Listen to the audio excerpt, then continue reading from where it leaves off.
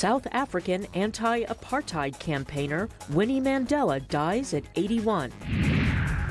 Progress in the fight against the Islamic State has U.S. President Donald Trump forecasting a U.S. withdrawal from the Syrian conflict sooner than expected.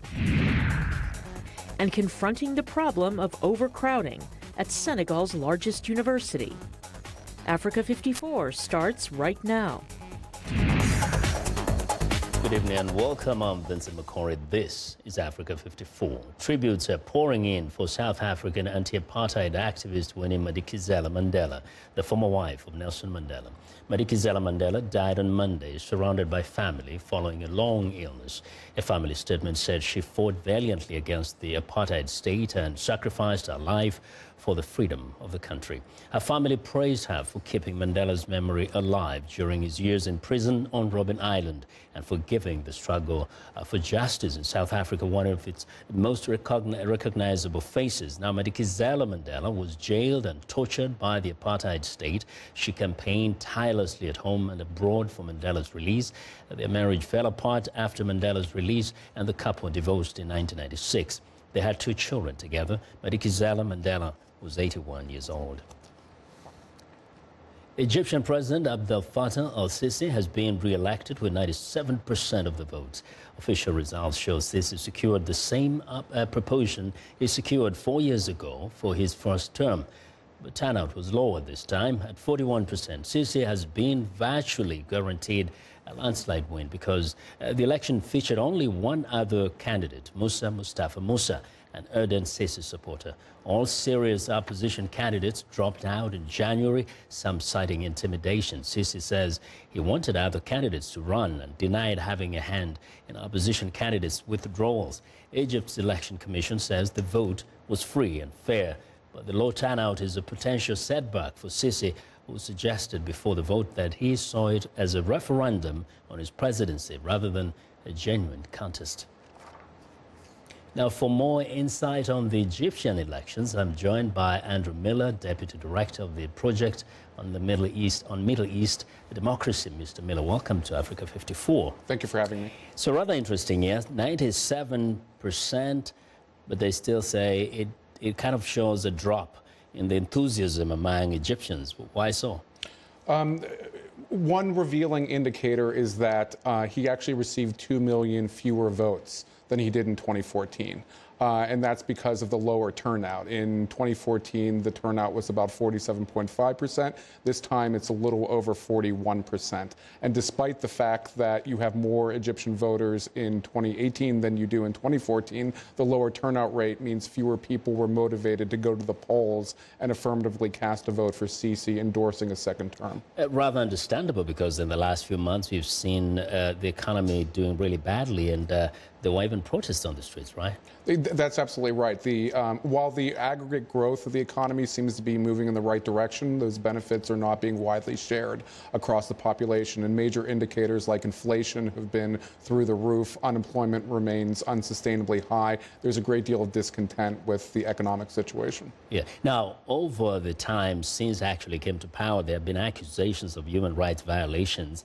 But it seems like the Western allies, even regional allies, have been very silent over these violations. Why is that the case in your assessment?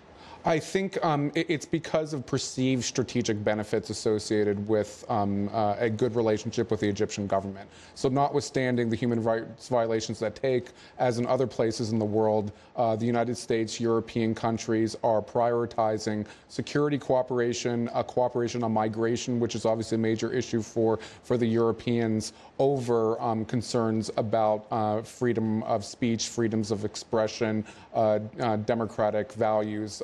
It's not a unique case, but nevertheless, it's one that reveals the priorities of Western governments. In fact, did you find it rather curious that the U.S. Embassy in Cairo tweeted that it was impressed by the enthusiasm and the patriotism of the Egyptian voters? Yes, I mean, that was a particularly ill-timed and ill-designed tweet. While it's understandable that U.S. embassies do not want to create problems with foreign governments, their host governments, under certain instances, it's quite another thing to misrepresent what's taking place within the country. And I think it's hard to argue that that tweet did anything else other than that. Yeah. Now, given that it looks like Sisi is enjoying a good place with the Western allies, and even the regional, powers, whether it is Saudi Arabia, where the King Salman actually did express support for him. Does it make it easier for him forging forward in that he doesn't have to worry so much about what he's doing? I think the absence of an international response, a critical international response, does provide him more room for maneuver. It's one less thing to be concerned about. If there were sustained pressure from important Western allies, from the United States, from the United Kingdom, Germany, France, I think it would create more difficulties for his situation. In the absence of that, he has more space to address the domestic environment the way he wants, but ultimately it's his management of domestic affairs that's going to determine his longevity and power, not necessarily his ability to retain support from international members. And very quickly, what are some of the challenges do you think Egyptians may face in the coming years?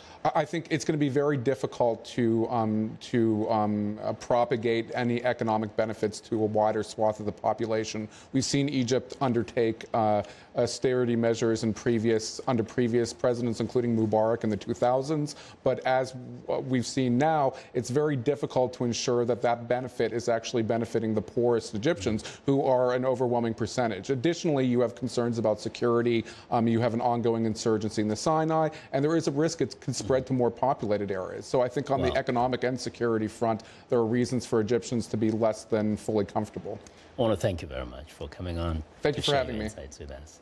Yes, well, that's Andrew Miller, who's the Deputy Director of the Project on Middle East Democracy. Now to West Africa, election officials are counting the votes in Sierra Leone after Saturday's runoff poll, delayed by fraud allegations to choose a successor to President Ernest Bai Koroma, who leaves the country struggling after the Ebola epidemic and a commodity price crash. The face-off between opposition leader Julius Maada Bio and ruling party standard-bearer Samura Kamara was supposed to take place last Tuesday, but was rescheduled after a complaint about ballot tampering in the first round of voting this month from a member of Kamara's All People's Congress. Neither candidate is a clear front-runner after first round that Maada Bio narrowly won. The Election Commission says the result will be announced in the coming days. Now, Botswana has a new leader. President Ian Khama officially stepped down at the weekend, handing over the reins of the diamond-rich country to Vice President Mokgweetsi Masisi. Botswanan law restricts the president to serving 2 5-year terms and provides for the vice president to automatically fill the post should it become vacant. Masisi is a trained teacher who worked for the United Nations Children's Fund. He was also Minister of Education until he was appointed vice president last year. He becomes only the 3rd leader outside the Khama political dynasty to take charge of the Southern African nation. Now, questions have emerged in the U.S. Capitol over the future of America's role in Syria after President Donald Trump noted progress in the fight against Islamic State and predicted a U.S. withdrawal from the Syrian conflict very soon. VOA's Michael Bowman has our report. A new chapter is underway in Mosul, Iraq, which has been liberated from Islamic State militants but remains scarred from the conflict. So all of us are ready to start healing Iraq, especially those who are here in Mosul. In Syria, meanwhile, Islamic State has been rendered almost a non-factor in the country's civil war, with rebel groups suffering losses in eastern Ghouta. My hope is that my sons who are in Ghouta get out, and that the ones who are detainees get out, and to bring my children together so we all live together. From battlefields in Iraq to Syria and beyond, Islamic State has taken a beating and lost vast swaths of territory, something President Trump highlighted last week. And by the way, we're knocking the hell out of ISIS. We'll be coming out of Syria like very soon. Let the other people take care of it now. The pronouncement seemed to take many in Washington by surprise, including State Department officials. I don't know. I'd have to refer you back to the White House. I guess the good news is the Islamic State has lost control. International security experts concur that Islamic State is not the fighting force it once was, but challenges remain in Syria and beyond that the United States and its allies cannot ignore.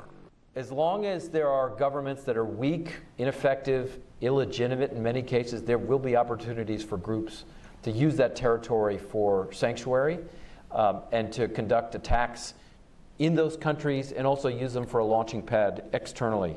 I mean, even in Syria, our estimates are still between 30 and 50,000 jihadists in Syria that may move across the border into Turkey. For now, U.S. operations are continuing. A Pentagon spokesman says the U.S. military's mission to defeat Islamic State, quote, has not changed. Michael Bowman, VOA News, Washington. Well, returning to Africa, in Kenya, there has been a sharp escalation in a standoff between the government and the judiciary. Last week, the country's interior minister and police chief were both fined for contempt of court for failing to obey a judge's order to free an opposition politician who was being held at the nation's main airport. Miguna, who holds dual Canadian citizenship, was detained after he flew into Nairobi last Wednesday and held at the airport. A court ordered his release, but the government continued detaining him. Hours later, Miguna was placed on an Emirates flight to Dubai. It's the second time he's been deported this year. Opposition groups and activists have repeatedly accused the government of failing to respect the authority of the courts in political matters, a charge the government denies. For analysis on the situation in Kenya, I'm joined by David Monda. He's an analyst and professor at City University of New York. Welcome to our Washington studios, Professor. Thank you for having me. Now, here's the big question. Is the government at war with the judiciary in Kenya, in your assessment? I think there's a tension. I wouldn't put it as an escalation to the point of a war, but there seems to be a tension between the judiciary and the government. Yeah. On the government's part, they feel that Miguna is not following procedure, that he's not allowing for his passport to be stamped at the gateway, and he's not following immigration procedures to get into the country. Mm-hmm. On the part of the judiciary, they feel the government's not respecting the separation of powers and the powers of the judiciary to issue those court orders and interpret the law, and for the government to actually be able to follow up on those judicial decisions. Yeah, but also we saw the government disregard court orders even in relation to the media. Some months back when the media was shut down, the courts made certain rulings and the government ignored that. Now, should Kenyans be concerned about the future of the law, of the constitution of the country? I think Kenya should be very concerned about that. Let's not forget that Kenya is in a democratic transition. We've come from many, many years of impunity and of disregard for the law from previous administrations since independence.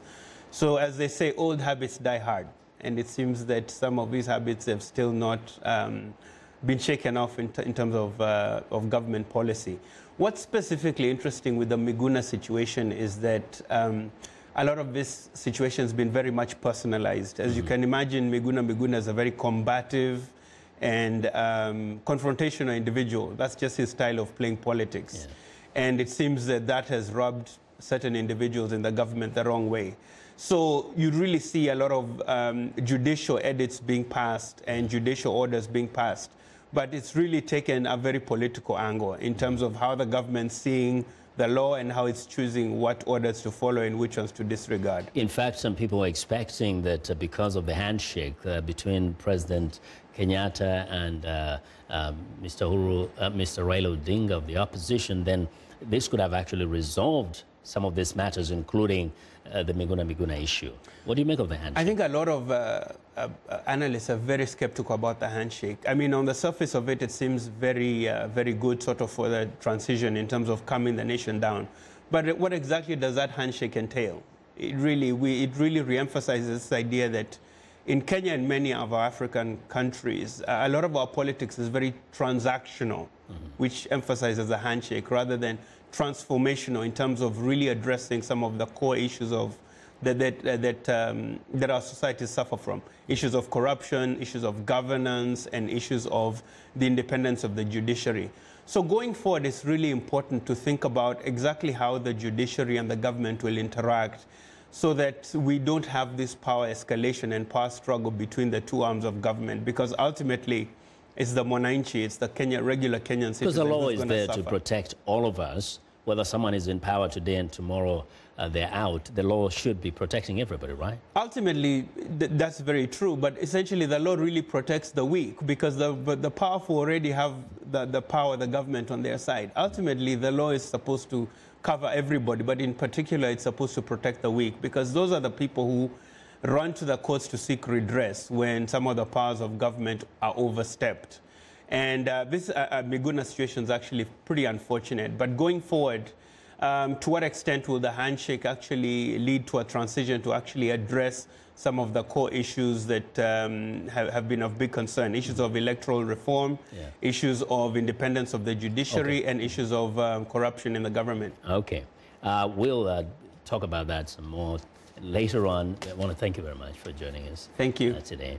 All right. That's David Monda is an analyst and professor at the City University of New York. Now, staying in East Africa, Ethiopia's parliament has confirmed Abiy Ahmed as the country's new prime minister. The ruling coalition voted him as its chairman last week, a move that set the stage for Ahmed to become the country's third prime minister in 23 years. The 41-year-old Ahmed replaces Hailemariam Desalegn, who stepped down in February amid ongoing civil and political unrest across the country. The U.S. Embassy in Ethiopia said in a statement that it commended the peaceful transfer of power in accordance with Ethiopia's constitution. Ahmed has spent less than a decade in politics. Before joining the House of Representatives in 2010, he became a lieutenant colonel in the Ethiopian National Defense Force. Now, returning to Africa, peace and calm was shattered in northeast Nigeria last Sunday when a Boko Haram attack in Maiduguri killed at least 15 people and wounded up to 83. That's according to a military spokesman. It is the biggest terror attack since the government announced it was in talks with the Islamist militant group. The military says the assault included a firefight between government troops and the militants as they try to enter Maiduguri, the epicenter of a 9-year conflict with Boko Haram that has caused the deaths of more than 20,000 people.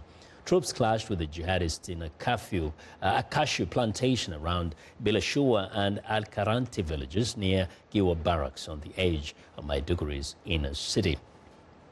Now, I want to know what you think about Africa 54 and the stories we covered. Join the conversation on Facebook. The address is Africa 54. We're also streaming our show live on Facebook, so check us out and share our show with your friends. Find me on Twitter at VOA Vince McCory. Coming up, the cost of overcrowding at Senegal's largest university. Stay with us.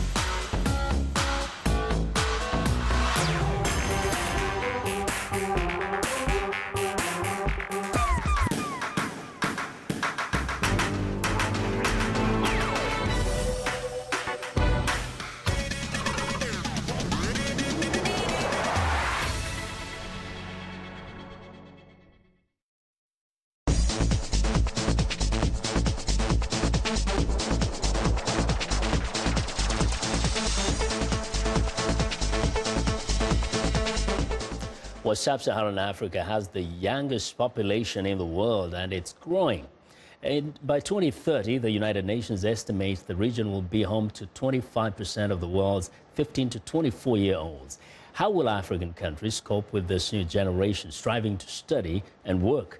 Universities on the continent are already overwhelmed. Sophia Christensen has a story of three reports from Senegal's largest public universities.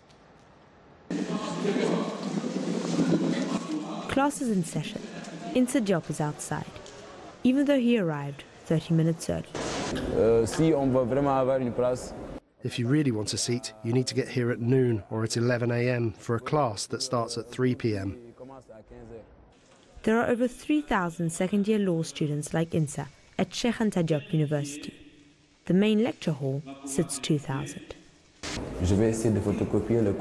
I'm just going to have to make photocopies of the handout, and for the teachers' explanations, well, I've missed them. Around 60% of the students here failed their exams last year. Administrators and staff blame overcrowding. When it was founded in 1957, the university was designed for 6,000 students. Capacity has been increased to 25,000 over the years, but there are more than 100,000 enrolled. INSA shares a 3-person dorm room with 7 others. We have 4 extra mattresses. You see? 1, 2, 3. And 1, 2, 3 here. Later, we will put 2 down here and 2 there. That makes 4. And 2 more sleep here and there. That makes 8. Experts see a ticking time bomb. Nearly half of Senegal's current population is under 14, a looming demographic bulge. Meanwhile, secondary school completion continues to rise. In 2013, the government embarked on a massive overhaul of higher education. There has been a huge, unprecedented investment in infrastructure. We have spent twice as much in 5 years than we did in the past 60 years. The campus has been expanded and new universities built, including online. The government also offers grants for young people to attend private institutes. There have been delays, but today Senegal has taken the bull by the horns, and it is an example for other African countries. But students remain frustrated. We were told these reforms would get rid of lags in the administration, speed up exam marking, improve our living conditions. We were promised all this, but we still haven't seen anything. Frustrations regularly boil over into protests, although tensions have eased compared to previous years. This year we fought hard to limit student strikes. It paid off, and we more or less managed to keep to the school calendar. Students work vigorously to avoid falling through the cracks. Sophia Christensen for VOA News, Dakar. Well, it's time now for a short break. Still to come on Africa 54, an African immigrant in the U.S. who is dedicated to mentoring youth. We'll be right back.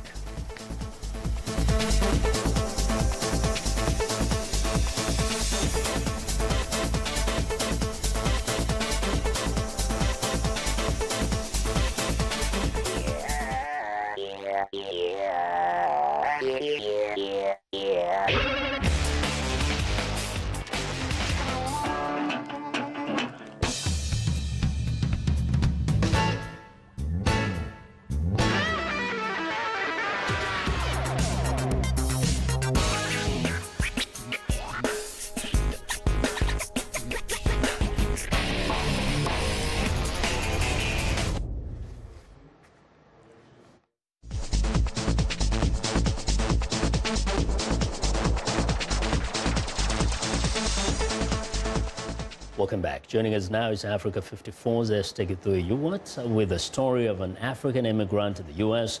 who's dedicated to mentoring the youth in Baltimore, Maryland. Esther? Thank you, Vincent. For 13 years, Julia Weche dedicated herself to help students achieve academic excellence while teaching in Baltimore public schools. But 6 years ago, she decided to take it a step further and founded her own Elimu Tutoring and Training Center in Baltimore. Julia is now fully focused on mentoring children and the youth achieve both academic excellence as well as physical fitness. She joins us here in the studio to tell us more about her center. Julia, welcome to Africa 54.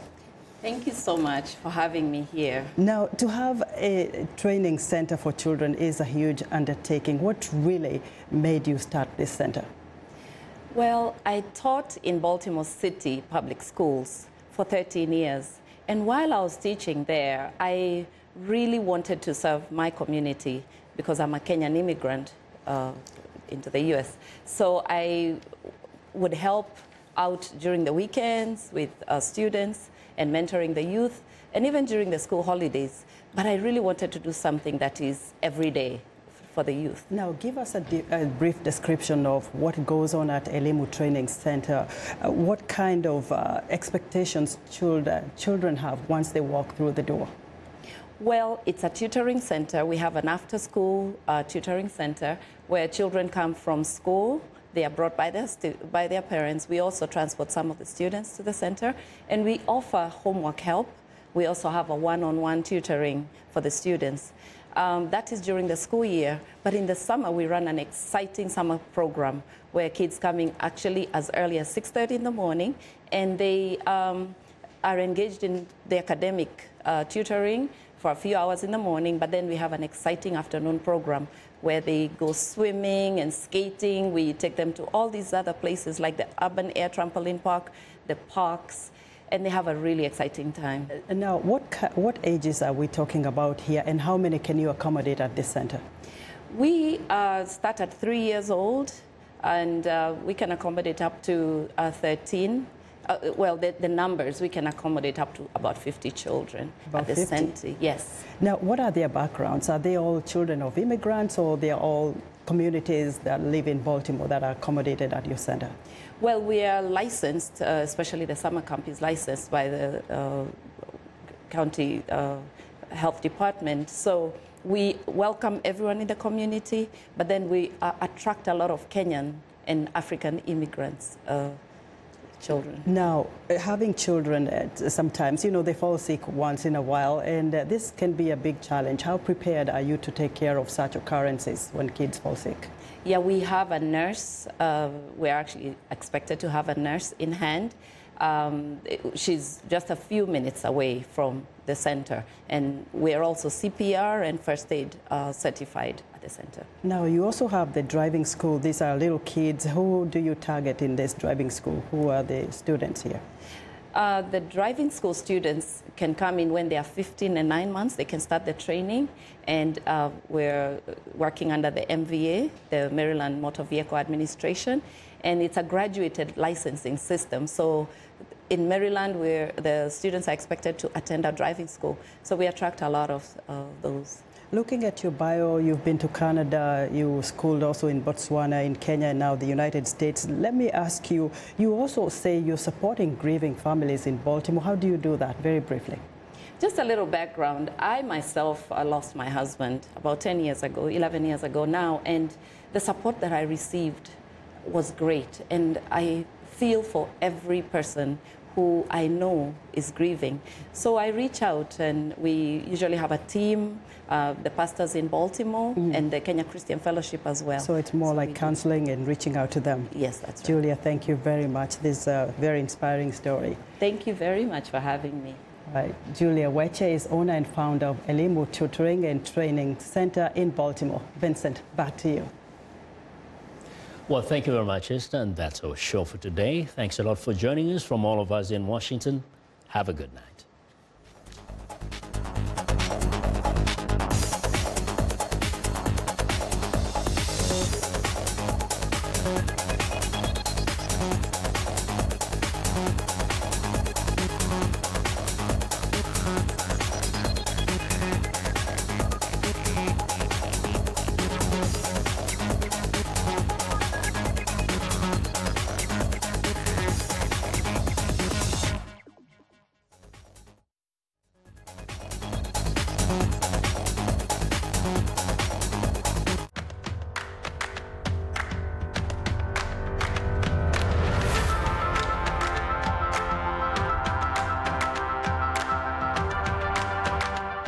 Got thrown into mobile app development towards like 2010, where I created an app that went viral in Nigeria.